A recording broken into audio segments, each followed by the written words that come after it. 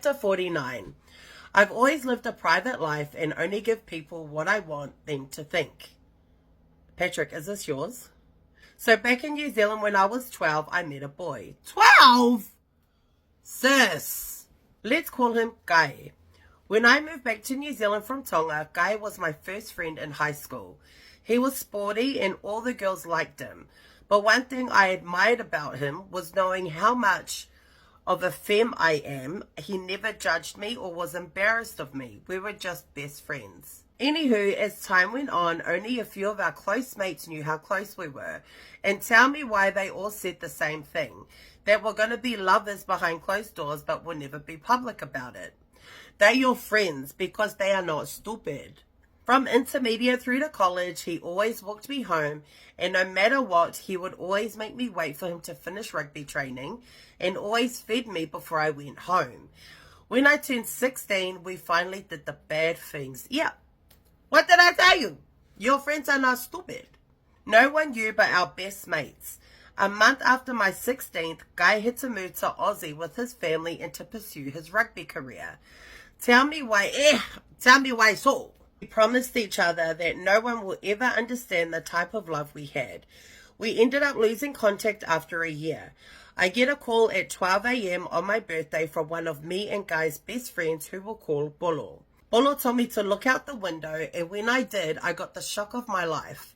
Guy was outside with Bolo, waiting to take me for a ride, not knowing that this would be the last time we hung out.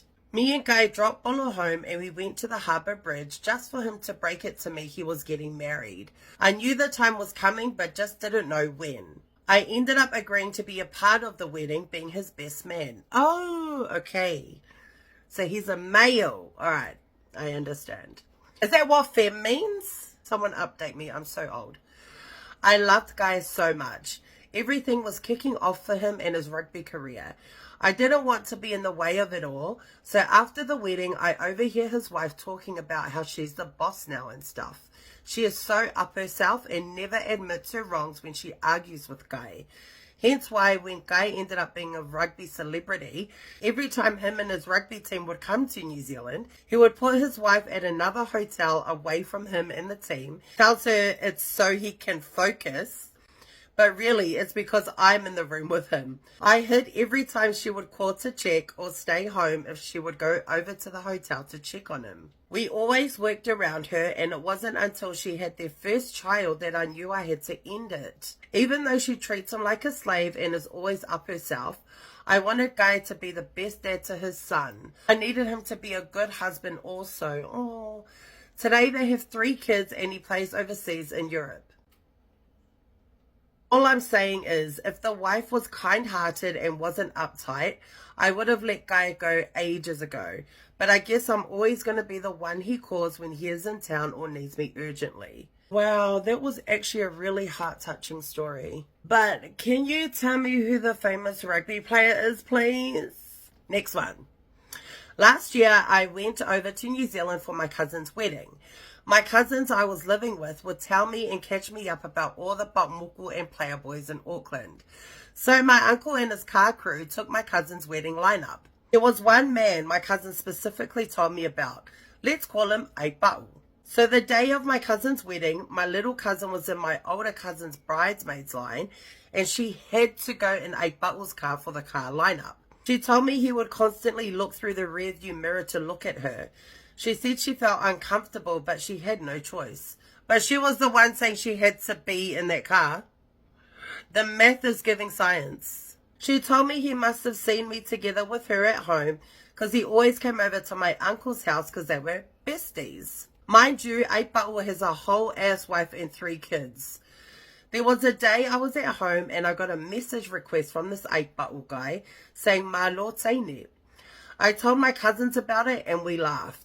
I messaged back with, "Shh, loko lua mano whanga we kausi, bro." And he would constantly message me telling me if I wanted to go volley with him or if he could pick me up. I was lost, thinking how the hell he got my Facebook, until he said, "Oh, kau le sia waka I lunga Facebook alo auntie, mga o vaai ngai te gai oi." And I was like, "Oka so moi kolo." This guy continued to message me and even asked for my number. He would ask me for pictures of my kingo and say if I told anyone about him messaging me, he was going to come after me. I wasn't scared, I just took it as a joke. He would come around my auntie and uncle's house thinking he would see me, but I would hide in the house. He called me and I answered this one time and he was telling me to go over because his wife was at work and his kids are at school. I returned to Australia and he kept begging me to come back. To this day, he's still being a paumuku, and I think his wife knows, but she doesn't do anything. So let's just let him do his sneaky links under her nose. Lord, what did I just unleash?